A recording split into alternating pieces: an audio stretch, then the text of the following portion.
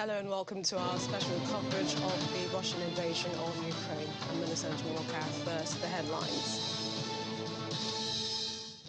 Ukraine calls on civilians in the eastern region of Luhansk to flee immediately, warning of Russian attacks. Austrian Chancellor and UK Prime Minister visit Kyiv, hold talks with Ukrainian President Volodymyr Zelensky. Plus, global donors pledged 9.1 billion euros to support Ukrainian refugees.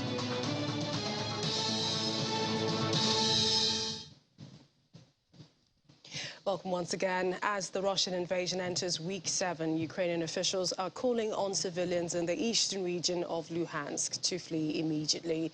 Its governor warns that Russia is amassing forces for an offensive there. It comes as Russia's President Vladimir Putin appeared to be switching the focus of his invasion to the east. Here's more on this and other developments.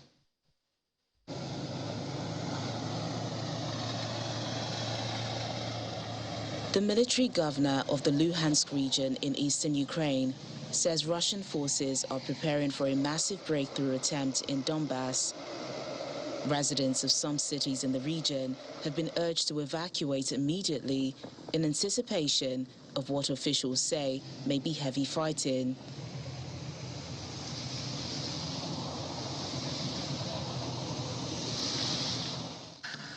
Russia is stepping up its offensive in eastern Ukraine after withdrawing from the north. It's also believed to have reorganized its military leadership in the country, with General Alexander Vonikov given overall charge. Western officials say the general has extensive experience of Russian operations in Syria.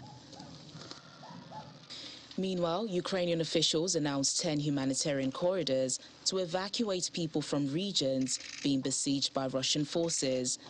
The proposed corridors included one for people to escape from the shattered port city of Mariupol. And authorities in the southern region of Odessa have imposed a curfew following the deadly strike in Kramatorsk. Residents have been told to stay home from 9 p.m. local time until 6 a.m. on Monday morning. Nice to meet you again. On the diplomacy front, Ukrainian President Volodymyr Zelensky received Austria's Chancellor Karl Nehammer in Kyiv. The Austrian Chancellor, who also visited the city of Bucha, near Kyiv, where reports of atrocities emerged last week, called for a war crimes investigation and more sanctions on Russia. UK Prime Minister Boris Johnson also met the Ukrainian president in a surprise visit to Kyiv. The British leader used the visit to set out a new financial and military aid package for Ukraine. Meanwhile, global government and business leaders, as well as banks, have pledged 10.1 billion euro to provide humanitarian support for Ukraine. The pledges were made during the Stand Up for Ukraine event organized by the European Commission, Canada, and the international advocacy organization Global Citizen. I can only announce today for the European Commission that we want to pledge 1 billion euros. 600 million of those will go to Ukraine, to the Ukrainian authorities, and partially to the United Nations, so that the Ukrainian authorities who know exactly who is in need, can distribute that. And 400 million euros will go to the frontline states that are doing such an outstanding job and helping the refugees that are coming. Above all, we are sending a message to every single Ukrainian in the cities and villages under siege. A message of hope to the brave Ukrainian soldiers, heroes defending their country from the aggressor. Dear brothers and sisters, you are not alone. My friends, as the humanitarian crisis deepens and needs continue to grow, our collective response must keep pace. That's exactly why we're gathered here today. Together, let's keep working to mobilize governments around the world, private companies, and the people in our communities to support refugees from Ukraine and indeed support all Ukrainians. But I would like... In a videotaped message to the fundraising event in Poland, Ukrainian President Volodymyr Zelensky made a call for further sanctions against all of Russia's banks and a ban on buying Russian oil. They have to do everything to force Russia to seek peace. They have to do everything to hold Russian soldiers and their commanders accountable for their crimes against the Ukrainian people. Sanctions must be imposed against all Russian banks. Russian oil embargo must be imposed. We have asked for weapons. We've asked for financial assistance. We have asked for support to Ukrainian migrants, for those 10 million people forced by Russia to flee their homes. The democratic world had the power to help. Ukrainian courage deserves respect. According to the EU, more than 4 million people have now fled to seek shelter in neighboring countries, while 6.5 million people have fled their homes or remain inside Ukraine. Let's now take a look at some of the highlights of the week. Russia's invasion of Ukraine. We begin with what happened day 40. That was Monday. World leaders condemned the killings, calling for the independent investigation of Bucha. Russia also called for a special United Nations Security Council meeting to address the situation in Bucha. We also saw President Zelensky appear in a video aired at the Grammy Awards. Ukraine's general staff also said that Russia was mobilizing about 60,000 reservists. Explosions were also heard in Kherson, Odessa. Air raid sirens also sounded across the east. Day 41, Russia was refitting forces in Belarus. This was according to the U.S. officials. Heavy fighting continued in Mariupol. Kyiv's Mayor Klitschko warned residents not to return to the capital yet. And U.S. President called for war crimes trial. It was also the day that 4.2 million Ukrainian refugees fled. Next day, Wednesday, we will liberate Mariupol from Ukrainian nationalists. This was coming from Russia. Biden also approved $100 million transfer of Javelin ammo-piercing missiles.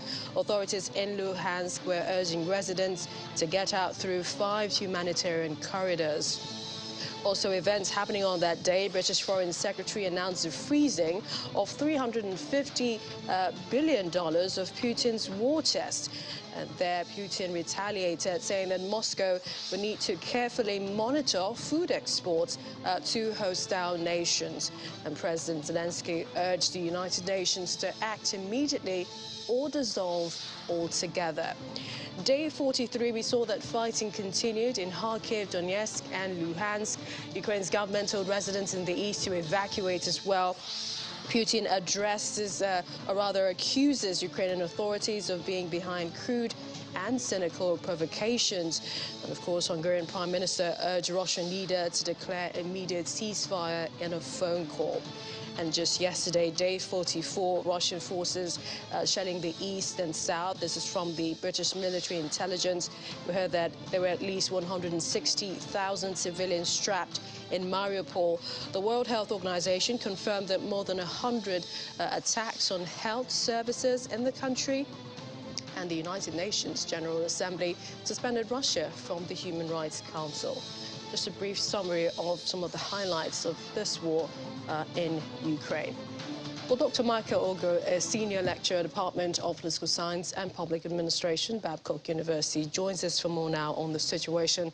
Thank you for joining us. Doctor, this war is going into its 7th week. A lot has happened this past week, but then yesterday we heard a rare statement from Russia saying its military has had significant losses in this conflict. How long more do you think Russia can fight this war? Good evening, Millicent. Thank you for having me. It's always a pleasure to be here. To the question, how long Russia can hold off this war, I think, Russia alone can answer that question. Because, I mean, we can see that obviously both sides have lost, have lost men, have lost materials.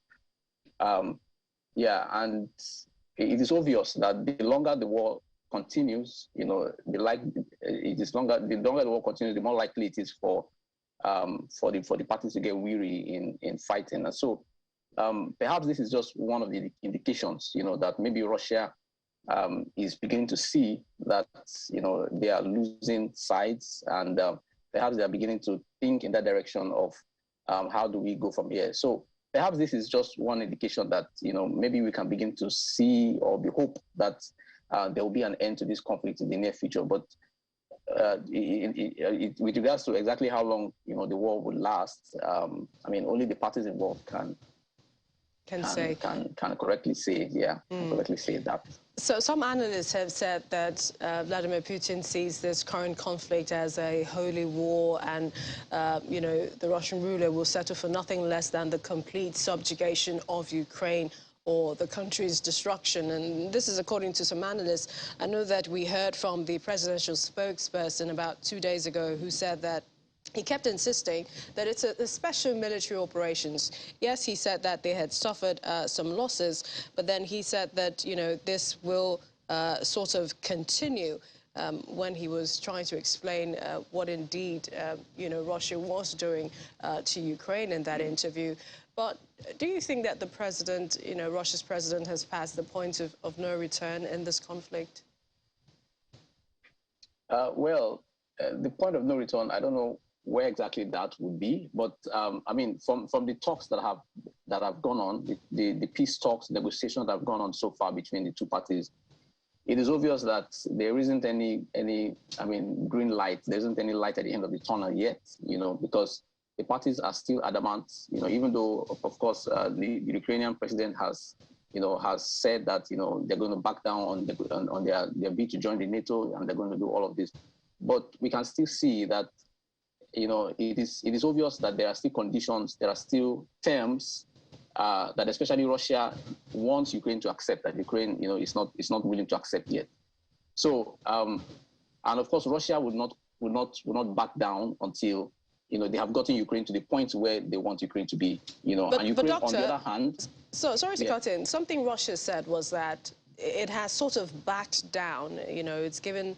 a window to really negotiate, and this is by withdrawing troops to the eastern region. Yeah.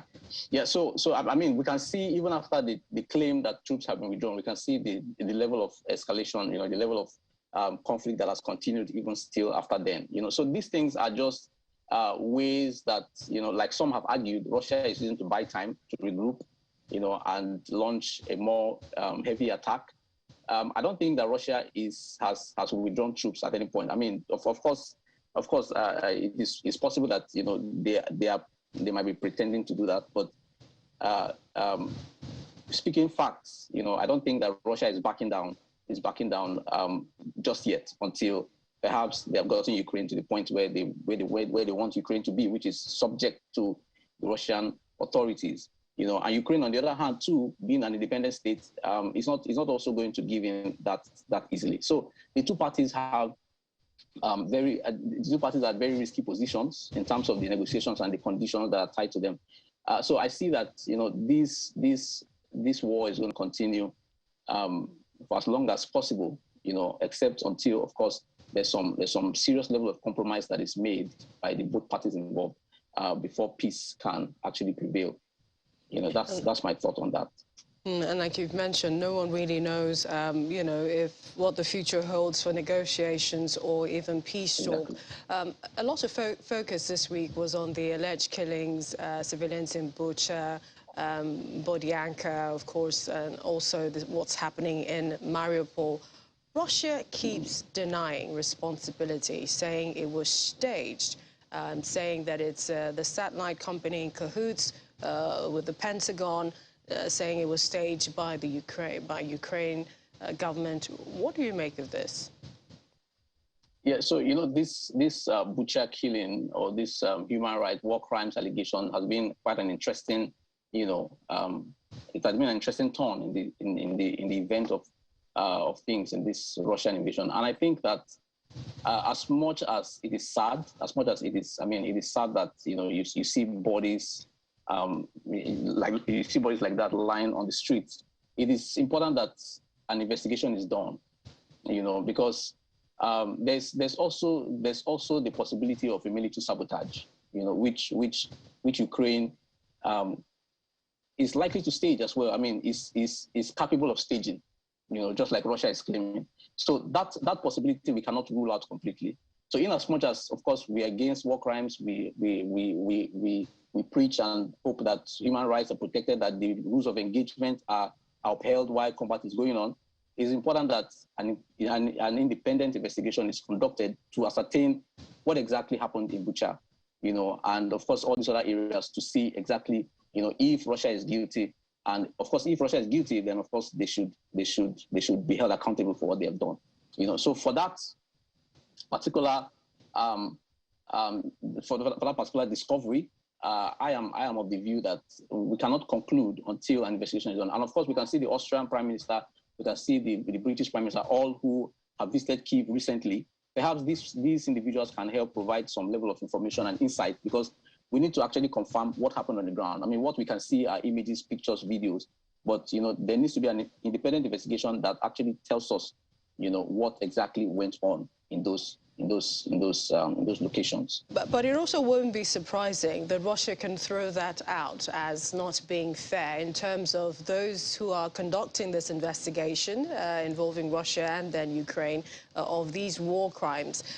Because, I mean, Russia, keeps talking about how it's the West and, and its allies that are after it and using Ukraine. So in terms of that process, it should be fair, shouldn't it? Where Russia can be given a chance to defend itself, and also the likelihood that Ukraine might have committed war crimes. But something the presidential spokesperson of Russia also said with regards to those killings was that he said that no resident in Ukraine suffered from Russia's withdrawal. So essentially denying that any one Ukrainian was harmed by its troops. Well, I mean, all these are just information news, so we can't ascertain the correctness, the validity of any of these until there's an investigation that is done. And of course, it is a war situation, so it will be highly unlikely that that statement is correct. It will be highly unlikely because, I mean, we can see from the much we can see in the media, it is so untrue. So, but we can't ascertain the level of certainty, level of validity of these statements until, either the United Nations or some other European Union or some other independent organization carries out an investigation to understand and understudy, find out exactly what happened, in those communities. But until then, we can only just speculate and, and listen to these talks. But we need to investigate, and this has to be done sooner or later. Perhaps even the war ends, even after the war ends. I mean, we need to know exactly what happened, especially in Bucha, to know, whether a war crime was committed, and people need to answer, for their actions, basically. Indeed. China is saying that it marks a dangerous precedent, and this is the decision of the United Nations Security Council's vote to suspend Russia this week. Do you agree? Mm-hmm. Well, the whole issue of the United Nations, Security Council, and of course the other issue with South Africa, and other African countries, perhaps other countries, arguing and using this opportunity to argue that the UN Security Council and other UN agencies are long overdue for some kind of adjustment, overhaul. That entire discussion is long overdue, right? It's long overdue because it's obvious that, number one, the UN as an international organization is not a government. It is just some kind of monitoring organization, some kind of gatekeeping organization for independent states. And so while we hope that the UN and all these other international organizations are able to rise up to occasions like this and provide the needed direction, the needed coordination of activities, these organizations still remain, I mean, there's a limit to the kind of power that they have. All right. So it is right, I think, that that Russia was expelled from the UN Security Council because what Russia has done in the eyes of the world stands at contrast with what the Human Rights Commission or the Human Rights Council preaches, the ideals of the Human Rights Council. So I think that is the right step, and I don't know what precedence that will be laying, because I mean this is a member of the Security Council, going against the principles, even though of course arguments can be made that the US has breached similar principles in the past, and some other things have happened that which didn't really go, or which just went down the drain like that. But I mean, I don't see it as setting any precedents that should not be set, because these are principles that the UN upholds, and Russia has blatantly gone against these principles. So they have to be brought to question. And of course, if the UN just sits back and does nothing, then that is even a more dangerous precedent. So I think that this is perhaps a better precedent that should have been set at this time. And that brings to question what Zelensky earlier said, that if they cannot, do anything impactful, then perhaps they might need to dissolve themselves, raising the question of their ability to fulfill their mandates, maintaining international peace and security. But we'd like to thank you, Dr. Michael Ogwu. Thank you so much, Senior Lecturer, Department of Political Science and Public Administration, Babcock University. Thank you for joining us this evening. Thank you so much for your time, Millicent. I'm grateful. Still to come on the program, more on Ukrainian president's call for more sanctions today as we assess the new ones imposed this week. Please stay with us.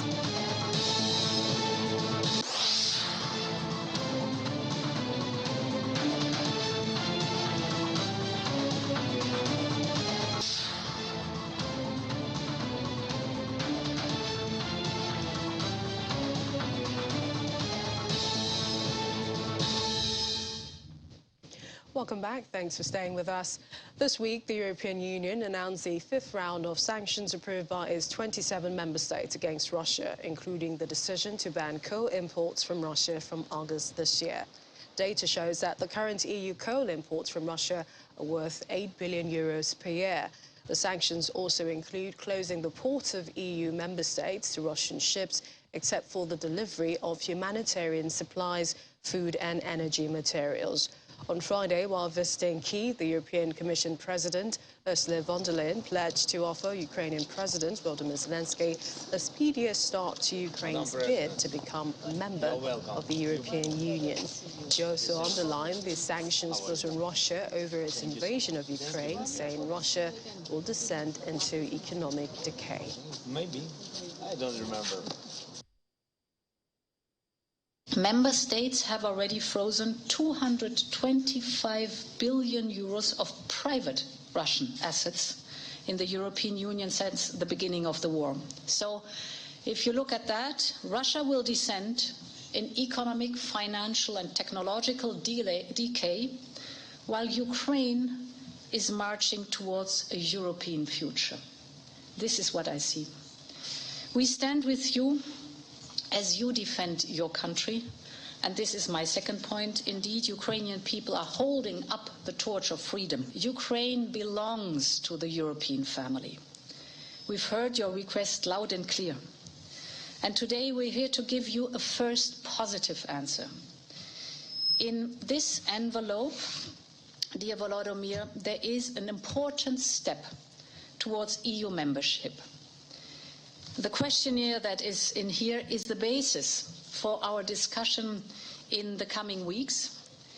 It is where your path towards Europe and the European Union begins. Let me promise you for this questionnaire that I will hand over to you in a moment. A questionnaire, of course, has to be answered. These are questions that then form the opinion of the European Union as a recommendation to the Council. Meanwhile, Germany has also announced that it could end Russian oil imports this year. Chancellor Olaf Scholz made the comments while responding to a journalist's question about whether he felt a sense of shame that EU countries were paying Russia billions of euros for fossil fuels. It is absolutely necessary that we understand that for the time in between, it will be important to get the supply of fossil resources from other places than from Russia. And this is why we prepare for being successful with this in the question of coal and oil since December of the last year. And we are doing so and working very hard to make this happen. We are actively working to get independent from the import of oil, and we think that we will be able to make it during this year. And we are actively working to get independent from the necessity of importing gas from Russia. He knows the sanction regime is working, and this is also on financial sanctions against the central bank, for instance. The outcome of this is that he is not able to use the money he put in his storages and on his accounts. It was a huge mass of money which could serve him for a long time, but he is not able to get to all these resources for financing his war. And this is why our sanction on certain banks and also on the central bank are so successful and so necessary, to be very clear. More now on the Ukrainian president's appearance at the Stand Up for Ukraine event today. President Zelensky once again called for sanctions to be imposed against all Russian banks and says Russian oil embargo must be imposed. The West has imposed more sanctions on Russia since the images of killed civilians in Kyiv region surfaced, with Washington sanctioning top Russian lenders, President Vladimir Putin's daughters, a move echoed by Britain Friday, while the EU banned nearly 20 billion euros worth of trade, including Russian coal. Let's take a listen to the president's speech. The attack by the largest country in the world, the largest by its territory, the largest by its aggressiveness, the largest by its impunity.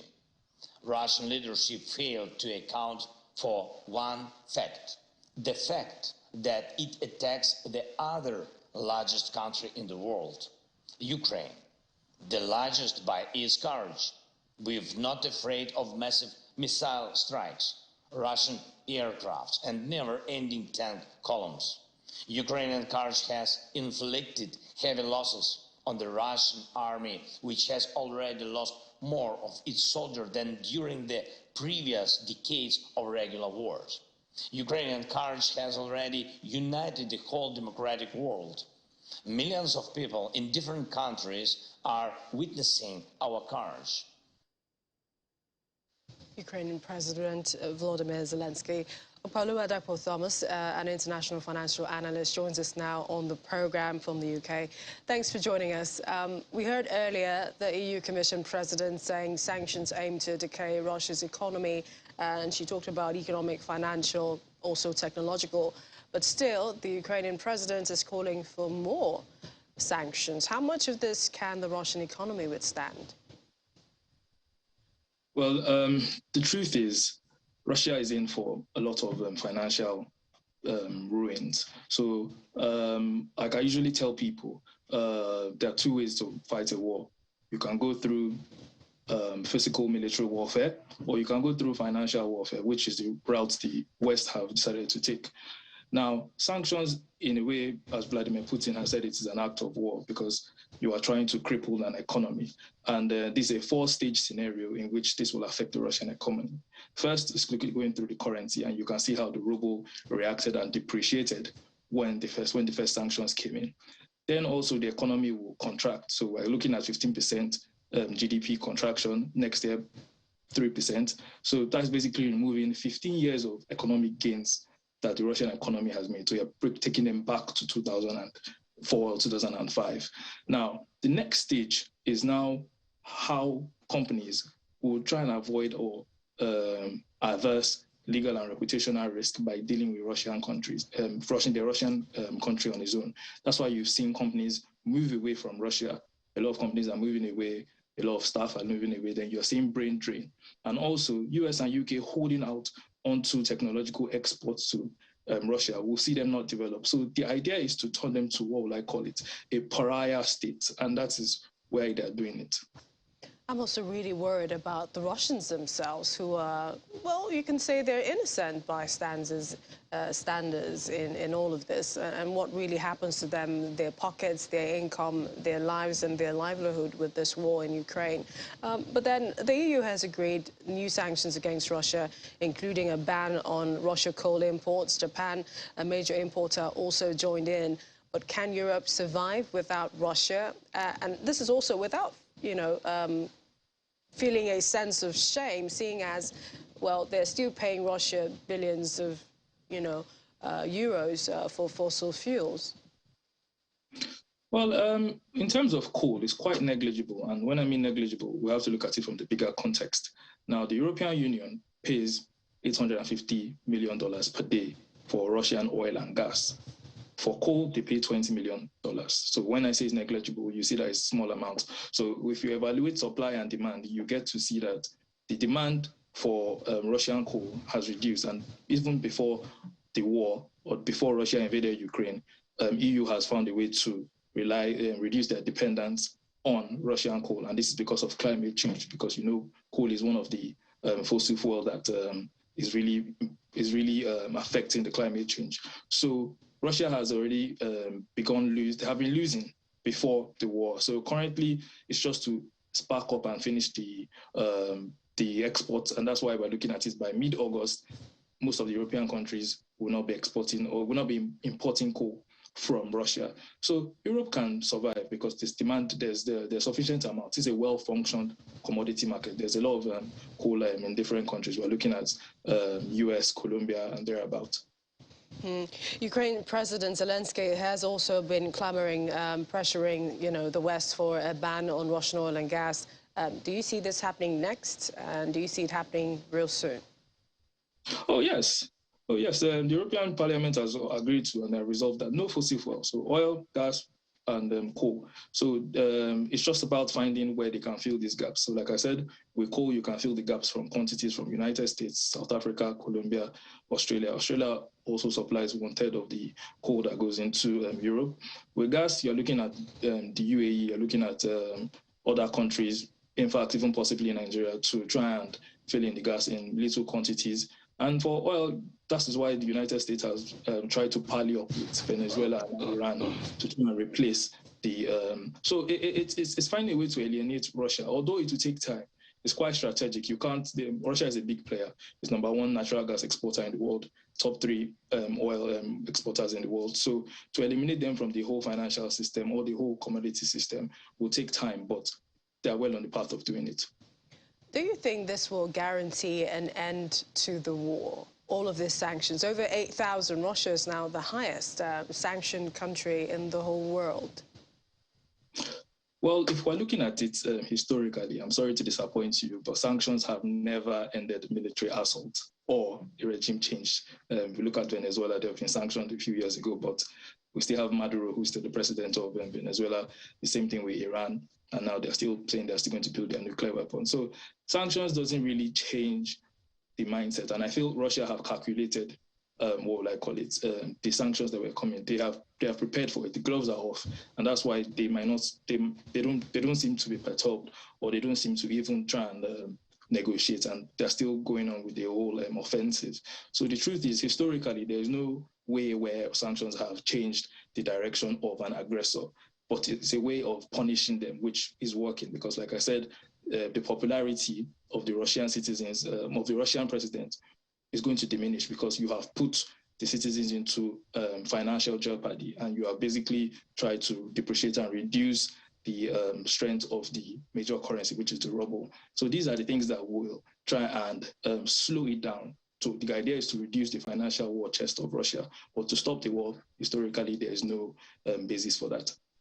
Let's come back to some of the sanctions. I mean, a discussion is still to be had, especially where if Europe is prepared for the possibility of a prolonged elevation in their energy prices as a result. Well, Europe will also suffer from this, and that's the truth. It's one of the 4 stages we have evaluated. The truth is high energy cost was going to lead to inflation, and possibly we're looking at recession.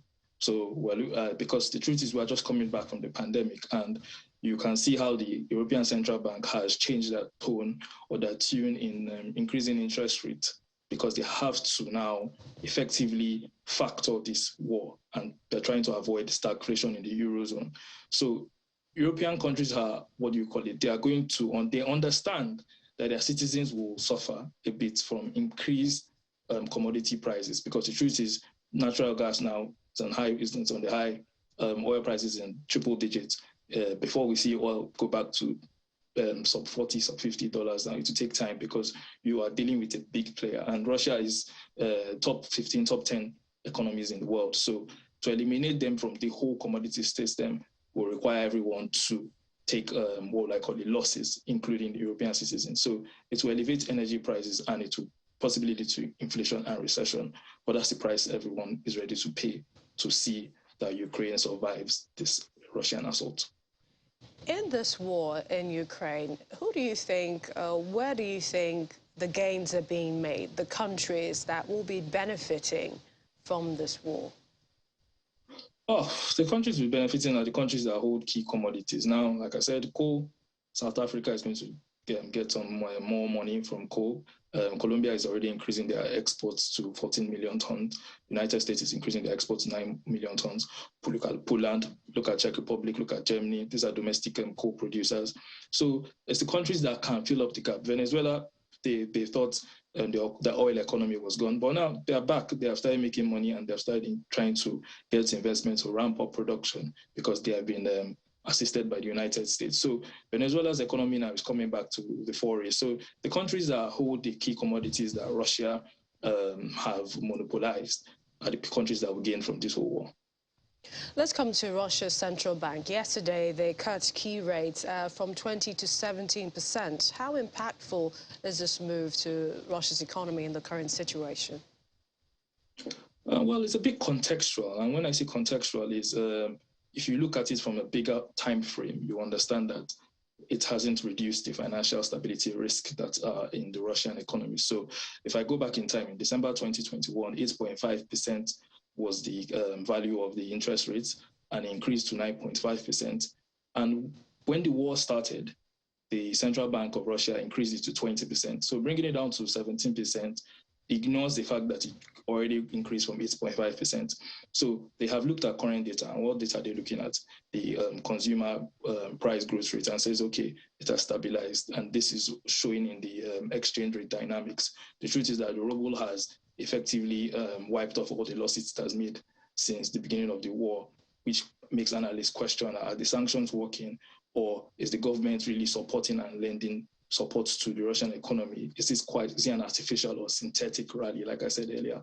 So the truth is, it shows that the Russian economy has taken a small hit, but that is in the short term. In the long term, there are inflationary issues. They're still going to face the issues. The credit market is already at risk.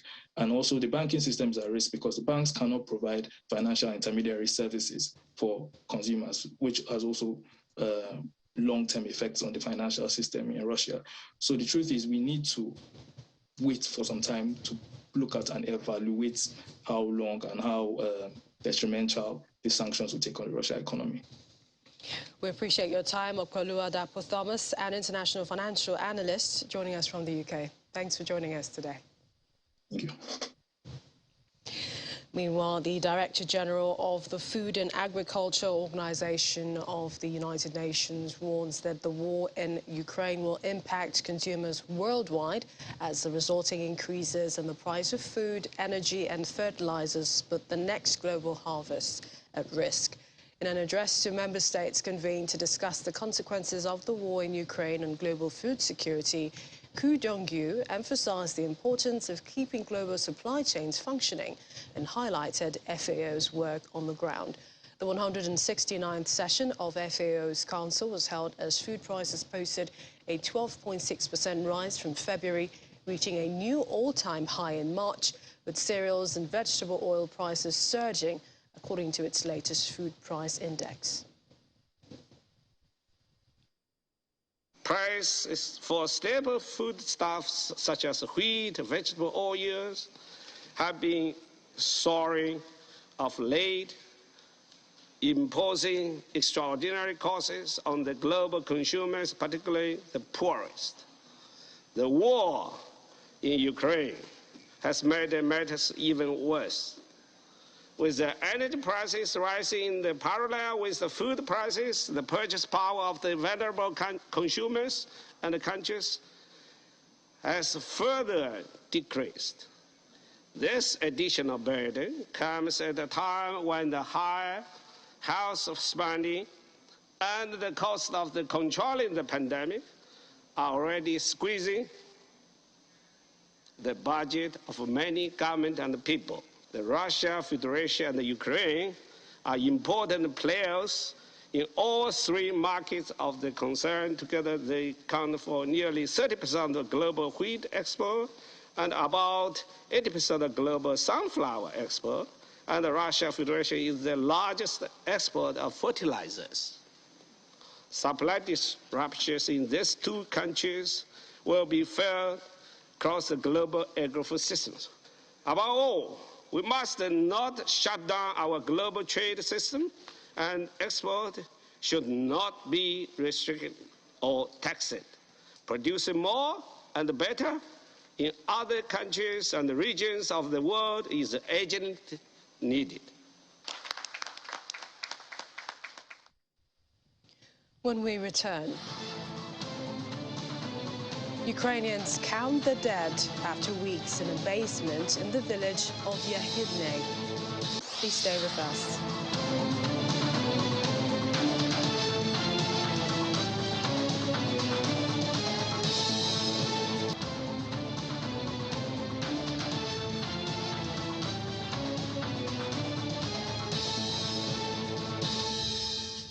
Pentagon spokesman John Kirby says the United States will put one Patriot missile defense system in Slovakia after Bratislava agreed to donate its S-300 air defense system to Ukraine. His comments come after U.S. Defense Secretary Lloyd Austin made the announcement in an earlier statement, which said that the system, along with U.S. troops to operate it, would arrive in the coming days. I think you all saw the Secretary's statement expressing our gratitude to the government of Slovakia for their willingness to transfer an S-300 air defense missile system to Ukraine. In that statement, he also talked about our ability, willingness, and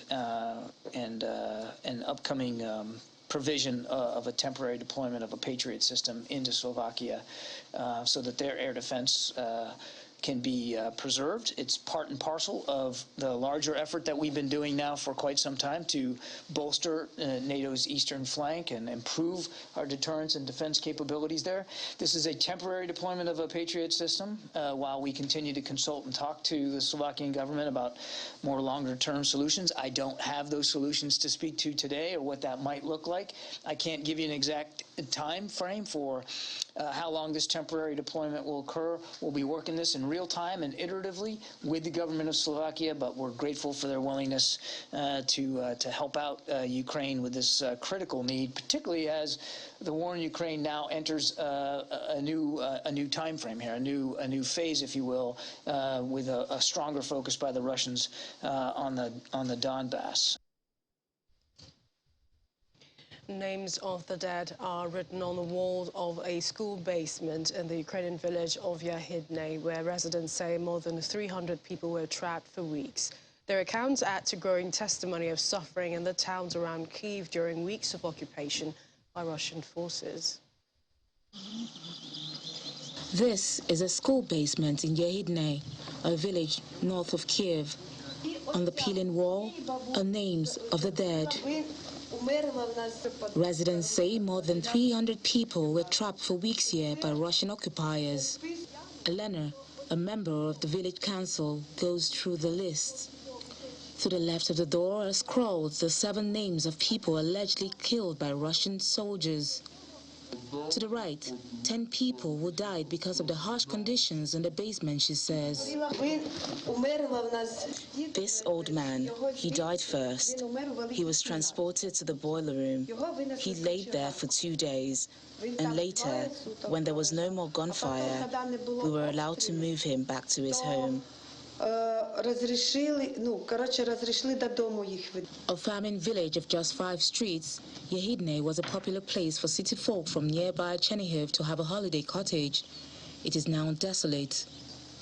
Residents say they were ordered into the basement with only brief breaks to relieve themselves or stretch their legs. They described sharing buckets for a toilet and took turns to sleep because there wasn't enough space for everyone to lie down. Tamara, a grieving mother who lost a son, says getting out after the Russians withdrew was like being born again.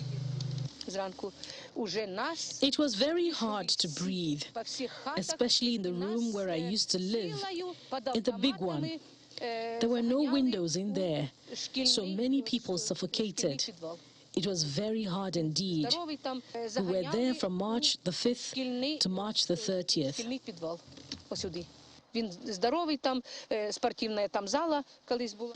The villagers say the Russian soldiers told them the confinement was for their own protection. The accounts of what happened in the village add to growing testimony from Ukrainian civilians of suffering in the towns around Kyiv during the weeks of occupation by Russian forces following the invasion launched on February the 24th. Ukrainian authorities have accused Russia of war crimes following the unearthing of mass graves in towns around Kyiv, such as Bucha. Russia has denied allegations of extrajudicial killings, torture, and abuse of civilians. Meanwhile, United Nations Emergency Relief Coordinator and Under-Secretary General for Humanitarian Affairs, Martin Griffiths, has visited Bucha, an Irpin outside Kyiv. It describes the visit as horrifying, seeing a mass grave with bodies wrapped in plastic, dozens of apartment blocks and houses destroyed, and burned out cars in the street.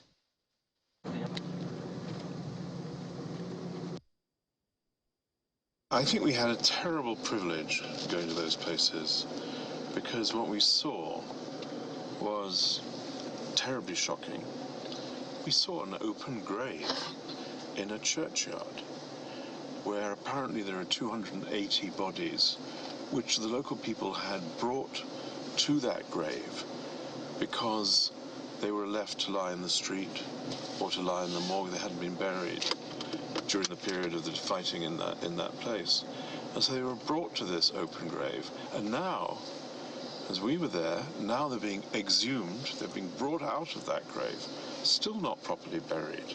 And you know how that is for family members, because of course it's a crime scene and they need forensic examination of those bodies before they can properly, safely, respectfully be laid to rest.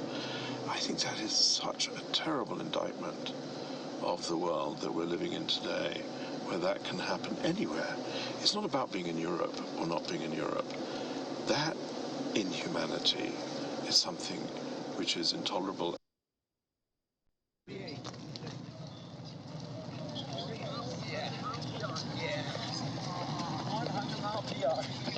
I did. I had one lap. If you want to count it, I had a lap and a half. Long-distance runner Oz Perlman has broken the world record for the most miles ever run around Central Park as part of a fundraiser for Ukraine. Late on Friday night, Perlman completed the 17th loop of the park, over 100 miles, breaking the earlier record of 16 loops. He says he had dug in to run his fastest 100 miles ever. Perlman celebrated briefly with friends and family and posed with a Ukraine flag. And then he continued his run, aiming to set a new world record. He's no stranger to long-distance running. Perlman's competed multiple ultra-distance runs, including the 153-mile-long Sparthalon in Greece. Well, to get through the rough patches, he says he relies on music, energy gels, mango nectar, and training his mind to stay in the moment.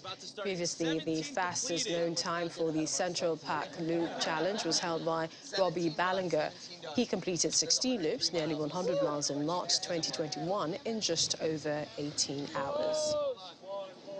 Way to go, everybody. Way to go. Thanks for coming out. Awesome. Are you going? And now to a recap of events of today, day 45, Russia's invasion of Ukraine. Ukraine is calling on civilians in the eastern region of Luhansk to flee immediately. Its governor is warning that Russia is amassing forces for an offensive there. Russia is stepping up their offensive in eastern Ukraine after withdrawing from the north. It is also believed to have reorganized its military leadership in Ukraine, with General Alexander Dovnikov given overall charge. This is coming from Western officials. And UK Prime Minister Boris Johnson was in Ukraine, held a meeting with President Volodymyr Zelensky. A Number 10 spokesman said he is using the visit to set out a new package of financial and military aid. And flowing from that, what is being called a surprise visit to the Ukraine's capital, Kyiv, it says that the UK will guarantee an additional $500 million in World Bank lending to Ukraine, taking its total loan guarantee to $1 billion. The UK will also relax tariffs on most imports from Ukraine to free up trade. This is in addition to the 120 armoured vehicles, new anti-ship missile systems that the UK will provide to Ukraine. The aid is in addition to £100 million worth of high-grade military equipment, which was announced on Friday. The global government and business leaders, as well as banks, have pledged €10.1 billion to provide humanitarian support for Ukraine. The pledges were made during the Stand Up for Ukraine, the event organised by the European Commission, Canada, and the international advocacy organisation Global Citizen. Also, according to the United Nations Refugee Agency's data portal, more than 4.3 million people have fled Ukraine since Russia launched its invasion. Many have sought refuge in Poland and other neighbouring states. The latest and still growing count had over 2 million people entering Poland, 671,334 in Romania, over 400,000 in Moldova, another 404,000 in Hungary, 373,589 in Russia, and over 300,000 in Slovakia, and about 19,096 refugees in Belarus. Most of the arrivals have been women and children. All men aged between 18 and 60 have been prevented from leaving Ukraine to stay and fight. Of course, anti-war protests continue around the world. Thousands of people taking to public squares, Russian embassies across the globe to protest against the invasion. Still more updates are that Ukrainian officials are saying 10 humanitarian corridors are open. They've been agreed for today to evacuate people from regions being besieged by Russian forces. The proposed corridors include one for people to escape from the shattered port city of Mariupol. And that's our program this evening. Thank you for watching. You can catch this program and more updates. That's on our website. It's channelcv.com. Thank you for watching. I'm Millicent Walker.